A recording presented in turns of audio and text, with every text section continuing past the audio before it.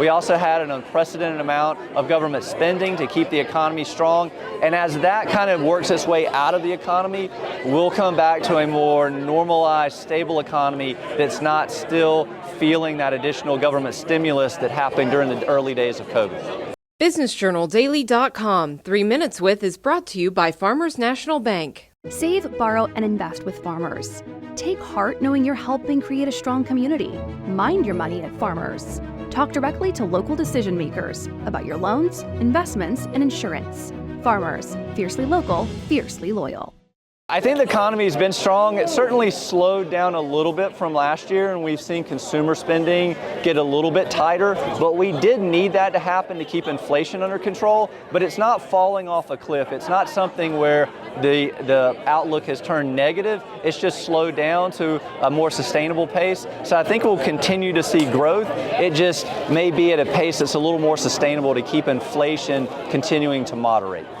What are the factors that did cause consumer spending to drop? Yeah, I think it's just that, during the pandemic, we actually saw a consumer that even though we had a large jump in unemployment in the initial days, the employment market came back quickly, but we also saw expanded programs and money that came in for the consumer. Consumer spending power actually increased during the pandemic, and we talked a little bit about a third of that money was spent initially, a third of it was saved, but that money has now trickled into the economy, and then a third of it was used to pay down debt.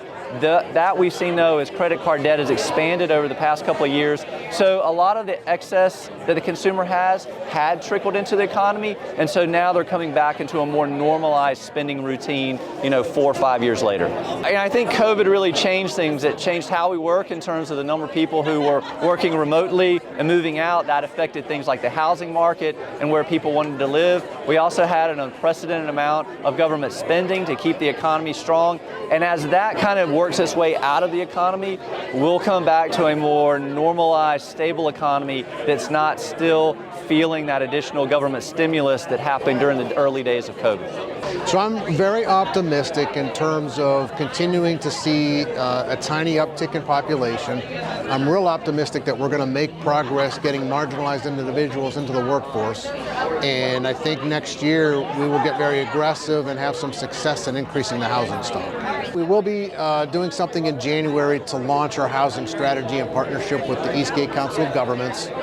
So that announcement is scheduled for January. We are going to do some things around leadership and especially around corporate leadership. And so I can't get too into the weeds about it because we haven't finalized everything yet. But in December, so in about a month, we'll probably make the first announcement about leadership.